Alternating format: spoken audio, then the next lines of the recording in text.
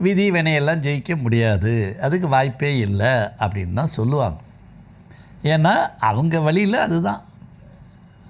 தமிழ் தெரியாது, தமிழோட திருமறைகள் ஆகிய ஒரு திருவாசகமோ தேவாரமோ திருவருட்பாவோ திருமூலர் திருமந்திரமோ திருக்குறளோ ஒரு சாமியாருக்கோ ஒரு பரதேசிக்கோ முழுக்க தெரியலேன்னு சொன்னால் அவன் சொல்கிற விதி வினை பற்றி அவன் சொல்கிற கருத்து பூரணமாக ஆகாது.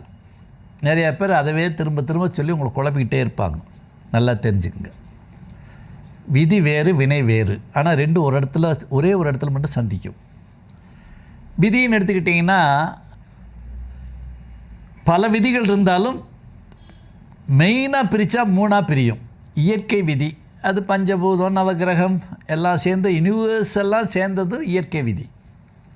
அதை உங்களால் ஜெயிக்க முடியாது. ஒரு சுனாமி வருது